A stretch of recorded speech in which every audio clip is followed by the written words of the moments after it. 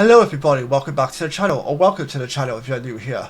I am your host, Stephen James. Glad to be here with all of you guys here today. Hope you're all doing well, hope you had a fantastic weekend. Please remember to like, subscribe and comment.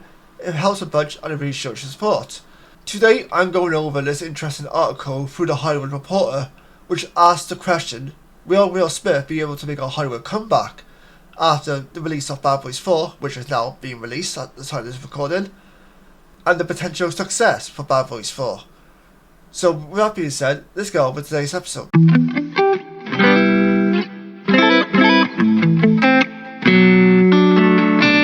Can Bad Boys Ride or Die jumpstart Will Smith's comeback?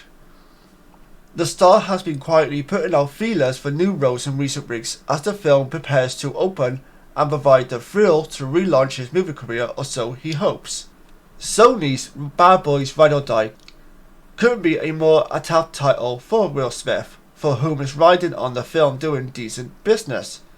And so far, from what I've seen at least, according to early weekend box office results, the film is doing quite well, and is looking at a good solid hit for the franchise and for Will Smith as well, who obviously would be in need of a box office hit. So I am very curious to see how people feel about that, and how they think his career will go going forward post Bad Boys.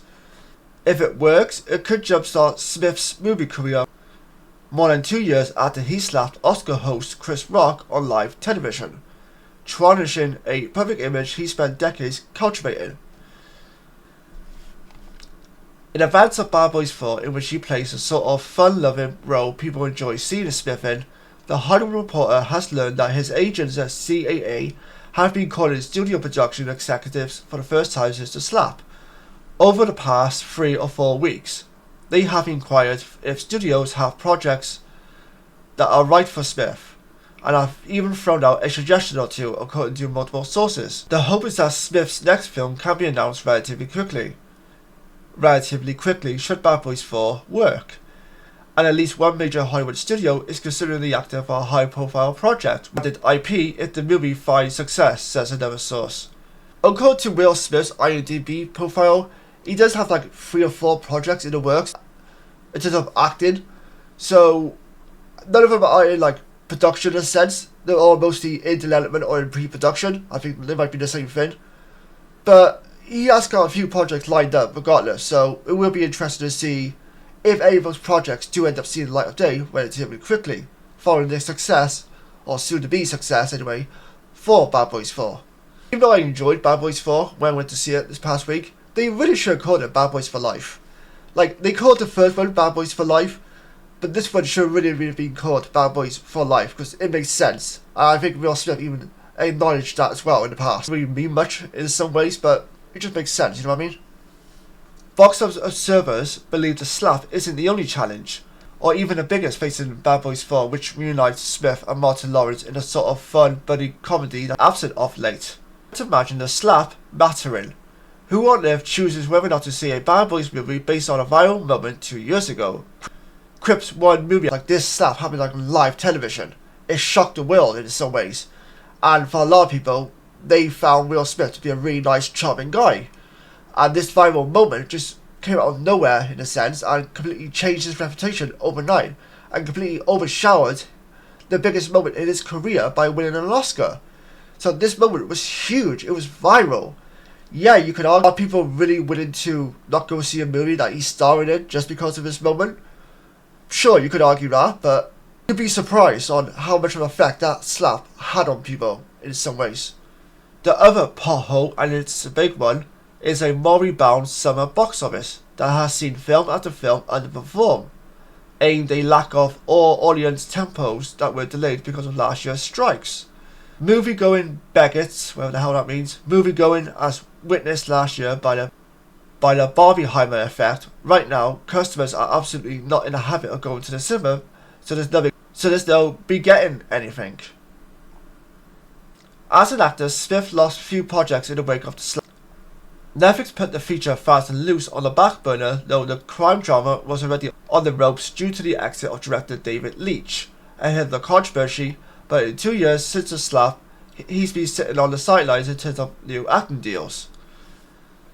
His most high profile upcoming gig as an actor is the High Waterage / I Am Legend 2 at Warner Bros., where he is producing alongside co-star Michael B. Jordan and Alika Goldsman.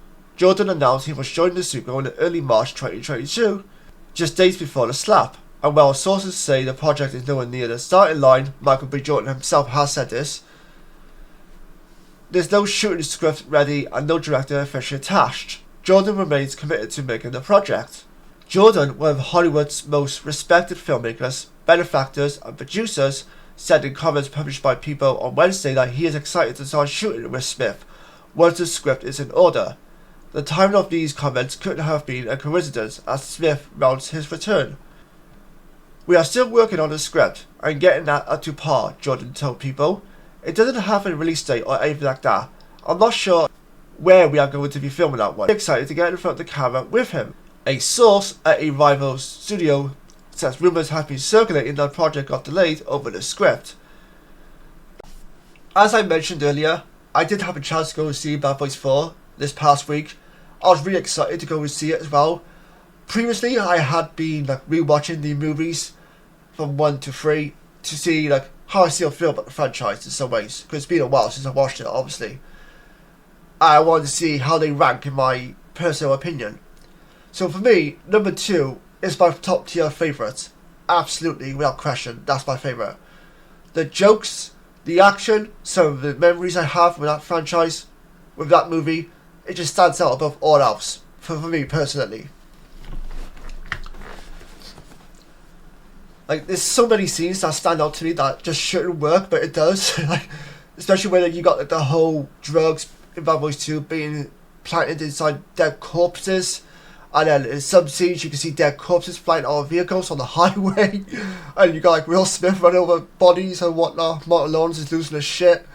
Memories like that in a sense. You got the Reggie scene as well, where Reggie gets introduced to Will Smith and Martin Lawrence for the first time in the movie, because he's taken out Martin Lawrence's daughter now for the first time, and then you get the dad interrogating him, and you get the uncle interrogating him at the same time, and this guy has no idea what the hell he's getting himself in for, and he's just standing there trying to be as polite as he can and as nice as he can, while these guys are taking an absolute piss out of him, and he has no idea what to do, what to say, or how to react in a sense, because he's trying to give a good first impression, as you'd expect.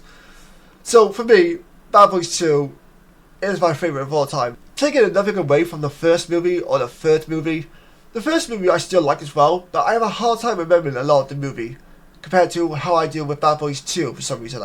Usually the sequel is the least memorable, in terms of any franchise for the most part. Unless you're a big budget studio. Unless it's a big budget franchise like Star Wars or Marvel or whatever it may be. Usually a sequel was very less memorable compared to the original. So for me, the fact I remember Bad Boys 2 more than I would probably say I remember Bad Boys 1 says a lot in my opinion about the movie. But it still has its moments where I'm I fall into a fit of giggles. So in terms of Bad Boys 4, I really enjoyed that movie when I saw it this past week. I thought it was really fun, a really great throwback movie. This is the sort of movie that gets people going back to cinema in some ways, because you can't help but watch a good throwback. Sit back, relax, and enjoy it. Sure, you can watch it on home, on Netflix, or whatever it may be, but there's something about going to the cinema to see an old throwback movie, where it's it just feels right, you know what I mean? And it just feels there's no better place to be for this type of movie than a cinema. That's just how I feel anyway. I don't think the movie was perfect, but I enjoyed it for what it was, and I walked out with a smile on my face, so I could ask for a better time in my opinion.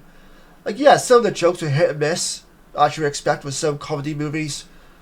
The action was really great, the camera work was the camera work for me was stunning. I loved the camera work in this movie. That was really what I really enjoyed throughout this movie the most, was the camera work. Now I want to turn things over to you guys. Do you think Will Smith will achieve a career comeback after Bad Boys 4? I think he will, personally. What's your overall feelings of Will Smith post-Oscar slap with the whole Chris Rock situation? Do you like him? Has your opinion changed on him? Do you still want to go out and see this movies? Are you a fan of the Bad Boys franchise? If so, what's your favourite movie? And how do you feel about the latest release? Does it seem interesting to you? Would you want to go see it if you hadn't already seen it? Overall, let me know your thoughts down below. Until next time, take care, stay safe, and I'll see you guys next time. Bye bye for now.